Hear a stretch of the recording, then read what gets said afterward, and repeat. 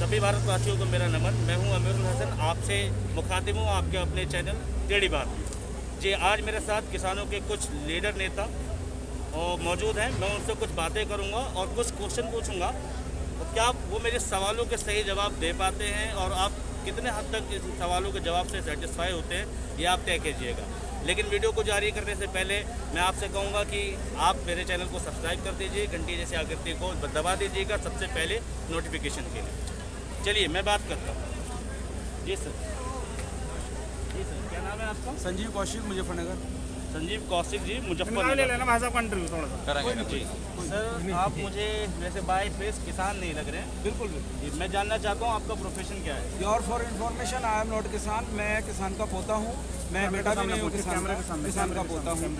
तो मैंने कई संतों को पढ़ा है, उनमें से एक संत थे स्वामी स्वरूपानंद जी। हाँ जी, हाँ जी। स्वरूपानंद जी ने कहा था कि रोटी भगवान है और रोटी पैदा करने वाला किसान भगवान से बढ़कर है। लेकिन आज वो भगवान सड़कों पर है और इसके बावजूद मोदी गवर्नमेंट ने इसके लिए ये बिल पास किया और ध्वनि मत से किया। आप सभी जानते हैं पार्लियामेंट में इसके लिए कोई वोटिंग नहीं हुई, ध्वनि मत से ये पास किया गया है। और उसको पास करने के बावजूद वो लोग ये कहते हैं कि किसानों को गुमराह किया जा रहा है। किसानों को ये बिल समझ में नहीं आया। हम तो हित में लाए हैं, ये बिल ठीक है, मगर कहीं ना कहीं किसान नहीं समझ पाए या विपक्ष ने उसे गुमराह कर दिया। वो समझ नहीं पा रहा है। आज किसान बिल्कुल ठीक है, लेकिन वो कहीं ना कहीं कंफ्यूज है, उसको ये बिल समझ नहीं आया। इसके लिए मोदी गवर्नमेंट ने एक तैयारी भी की है, शायद आपको पता ना हो। वो 100 से अधिक रैलियां करेंगी और इस बिल को किसानों को समझाएंगे।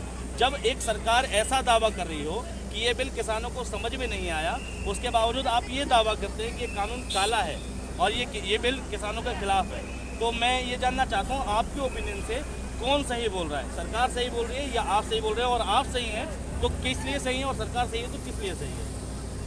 सरकार 110% गलत है। कारण उसका, क्योंकि कोई बिल इन्होंने पास नहीं करा, कोई ध्वनिमत नहीं हुई। कोई बिल में कह रहे इनके हिसाब से 100 खूबियाँ हैं, हमारे हिसाब से 100 कमियाँ हैं। लेकिन यदि सारी खूबियाँ हैं तो ये किसान ऑन रोड बैठा हुआ है। किसान से कोई सहमति नहीं ली, कोई सलाह नहीं लिया, कोई मशवरा नहीं लिया, कोई इनकी नहीं। लेकिन सर ऑन रोड तो शाहीन बाग के लोग भी बैठे थे और ये कहा गया था कि उनको भी बिल समझ में नहीं आया, तो वो भी गलत साबित हुए क्योंकि सारे देश ने उन लोगों का विरोध किया। तो ये किसान सही कैसे हो सकता है? देखिए मिस्टर पत्रकार महोदय, my dear friend, I request to you, आप किसानों के आंदोलन को इंडिया लेवल पे शाहीन बाग से जोड़ने की कारण उनके अपने इशू थे, उनके अपने इशू है। योर फॉर इन्फॉर्मेशन, ये किसानों का आंदोलन जरूर है। ये हर ट्रेडर का आंदोलन है, हर बिजनेसमैन का है, हर मैन्युफैक्चरर का है, हर यूथ का है, और व्यापारी का है, हर बच्चे का है। जी सर, मैं बिल्कुल नहीं जोड़ रहा हूँ, मगर मैं सिचुएशन बता रहा हूँ गवर्नमेंट की। गवर्नमेंट ये कह रही थी, वो भले ही वो कह रही थी कि वो जो विरोध कर रहे हैं उनको ये बिल समझ में नहीं आया। मैं समझ में ना आने के ऊपर बात कर रहा हूँ। मैं बिल्कुल कनेक्ट नहीं कर रहा। ये आंदोलन बिल्कुल देश का आंदोलन है, देश के हर एक व्यक्ति का आंदोलन है, क्योंकि भारत कृषि प्रधान देश है। 60% से अधिक आबादी कृषि पे डिपेंड करती है और ज़्यादातर लोग यहाँ पर डायरेक्टली या इनडायरेक्टली किसानी से जुड़े हैं। अगर वो खुद किसान नहीं है तो उनकी पीढ़ियाँ किसान जरूर रही। देखिए माय डियर फ्रेंड, आपको मैं आपके चैनल के माध्यम से एक बात क्लियर कर दूं। किसान को समझ में नहीं आया, किससे समझाया सरकार को? कोई डेलीगेशन आई, कोई टीम आई, कोई सरकार से के नुमाइंदे आए, कोई बात हुई?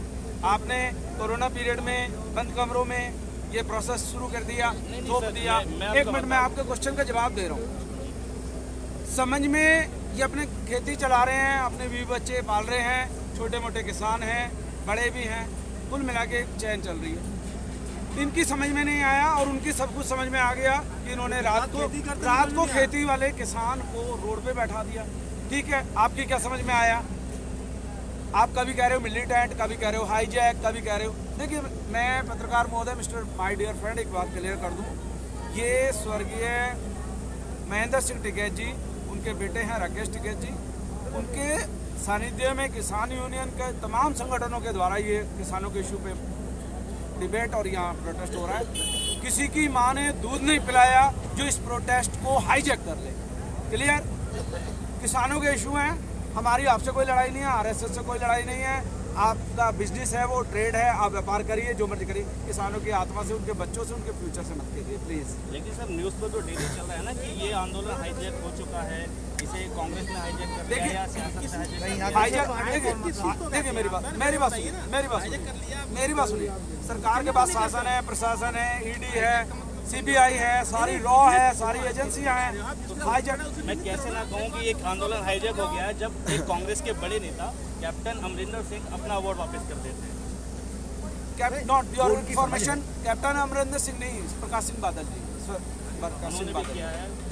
देखिए वो तो हर आदमी की भावना है, कोई शब्दों में बयान कर देता है, जिसमें जो राइट्स है वो करता है। एक खिलाड़ी अपना प्रोटेस्ट कर रहा है, किसान भी कर रहा है, मजदूर भी कर रहा है। देखिए इसमें आपके चैनल के माध्यम से मुझे लगता है आप जनवान आदमी हैं, बात गोदी मीडिया नहीं है, आप बात चलाओगे, आगे बढ़ाओगे।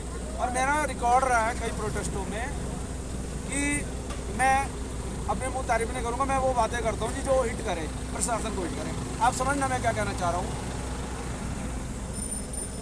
आप अचानक ही कोई रूल रेगुलेशन लाते हैं और उसके बाद आमादा हो जाते हैं पागल हाथी की तरह। ये कानून ओके है, ये कानून ओके। आपने पूरा शासन, प्रशासन, media, electronic media, print media, अपने सारे बुद्धिजीवी, सारे प्रवक्ता आपने खाली एक्सप्लेन करने के लिए लगा दी। अरे 4 भाइयों को तो बैठा लेते, बात खत्म हो जाती, घर की बात थी, इनको समझा देते भैया ये मैटर है और ये समस्या है, ये लेना, ये देना। आप एक बात बताइए, कोई मैन्युफैक्चरर कोई आइटम बनाता है इंडिया के अंदर, वो MRP डालता है। इनकी तो लड़ाई भी है, जैसी उसकी है, इनकी लड़ाई क्या है? सर ये हाईजैक की जो बात है, जब इस आंदोलन की शुरुआत हो रही थी तब राहुल गांधी जी ट्रैक्टर पर आए थे और एक ट्रैक्टर जलाया गया था पंजाब में। तो ये कांग्रेस के बैनर तले भी इस आंदोलन की कुछ बुनियादें रखी गई। तो क्या no Congress, no Aam Aadmi Party, no Mamata Banerjee, no Kejriwal, no BSP, no BJP। किसानों का मैटर है, किसानों से। किसान क्या चाहता है? किसान ये चाहता है शासनिक लोग आए, प्रशासनिक लोग आए, कृषि मंत्री आए, पीयूष गोयल, राजनाथ सिंह जी।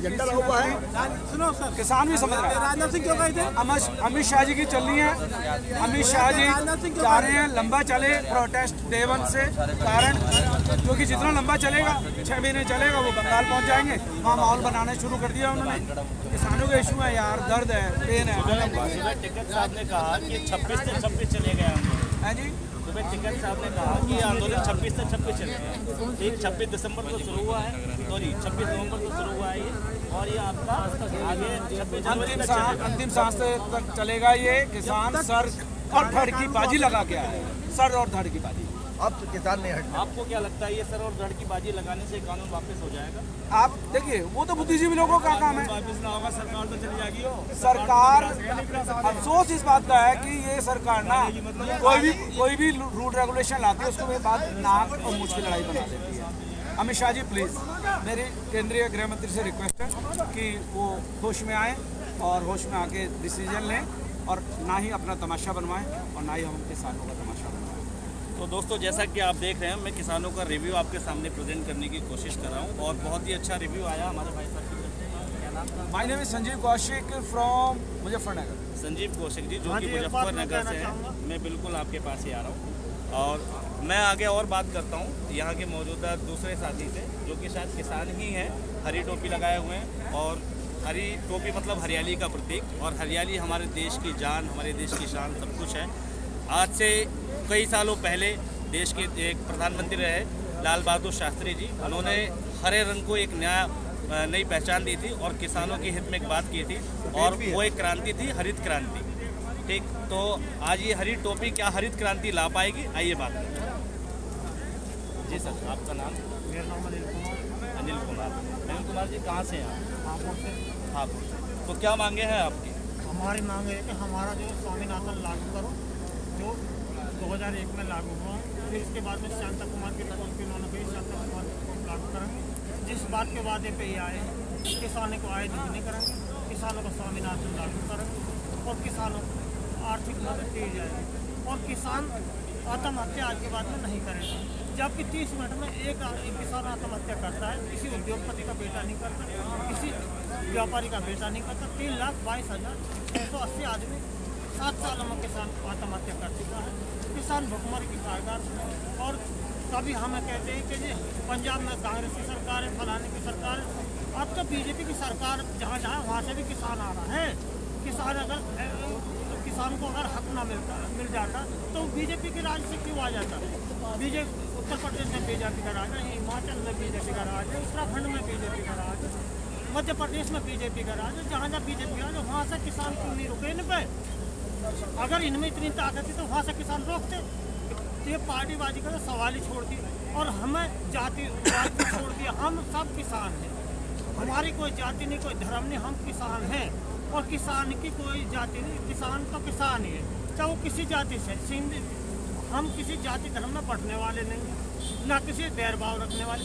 अरे तो आपके आंदोलन को 17 डेज हो चुके हैं, 17 दिन हो चुके हैं। एक बड़े पैमाने पर आंदोलन भी हो रहा है, बड़े पैमाने पर इंतजाम भी किए गए हैं, लेकिन कहीं ना कहीं मुझे लोगों की कमी दिख रही है। इस आंदोलन संख्या बहुत कम दिख रही है। आ रहे हैं लोग, 11 बजे आना, कल को 11 बजे तक हमारे का पता चल जाएगा। ये लोग अब चले जाते हैं, आगे बंद है रोड हमारे, खाना है कहीं कुछ अभी हमारे नहीं दे रहे हमारे। लेकिन मैं सुबह कई लोगों से बात कर रहा था, हमारे गाजियाबाद में एक छोटा सा बेसिक क्वेश्चन ये आया था कि यहाँ जो लोग मौजूद हैं वो रियल किसान नहीं है। किसान तो अपने खेतों में काम कर रहा है। हमारी तो खतरा ये कहा गया कि अगर ये किसान ही होता तो इसको अपनी बुआई की चिंता होती, कटाई की चिंता होती, सड़कों पे आ गया। ठीक है, देखिए जहाँ जब हमारे हक सारे छीन लिए जाएंगे, जब हमारे हक सारे छीन लिए जाएंगे, जब भी हम एक दिन रोड पे आने, इससे हमें अपने हक मांगने के लिए पहले ही रोड पे जो आगे अगर हमारे हक का एक दिन छीनने कारपेट खेती में, कन्वेक्ट खेती में हमारे जब हक छीन रहे हैं और हमें पता चल गया कि हमारे हक छीनने, तो हम पहले क्यों ना रोड पे आ जाए, क्यों ना अपने मजबूती के साथ में आए। तो सरकार से क्या अपील चाहते हैं आप, क्या चाहते हैं सरकार? अगर हमारे बिल गलत नहीं थे तो सरकार ने क्यों माना कि इनमें संशोधन कर देंगे? अगर हमारे सही बिल, सरकार के निगाह में सही बिल थे तो संशोधन करने के बाद सरकार क्यों कह रही है? जो चीज़ सही है तो फिर सब गलत भी मान रही है। लेकिन होता युवा ये कि ना जाने किसान डर कर भाग जाए। हम ना भागने वाले, ना डरने वाले और ना किसी चीज़ के हटने वाले। हम हर तरह की मुसीबत झेलने वाले हैं और आर पार की लड़ाई लड़ने वाले। एक ही तरह से जा सकें कि या तो हमें सूट करे या हमारी मांग पूरी करे। तो कब तक चल सकता है ये प्रदर्शन आप? जब तक सरकार चाहेगी। 26 जनवरी को दिल्ली में पहुंचेंगे। हमारे राष्ट्रीय नेताओं ने कह दी, जो हमारे नेताओं का जो आदेश है उसको मानने को तैयार है। अगर मांग पूरी नहीं होगी इसको परेड करेंगे हम दिल्ली जाने। तो जैसा कि आप देख रहे हैं कि किसान कह रहे हैं कि 26 जनवरी को दिल्ली में सभी झांकियों के साथ एक झांकी और निकलेगी और वो होगी किसान यूनियन की झांकी। तो बने रहिए अपने चैनल के साथ, टेढ़ी बात के साथ।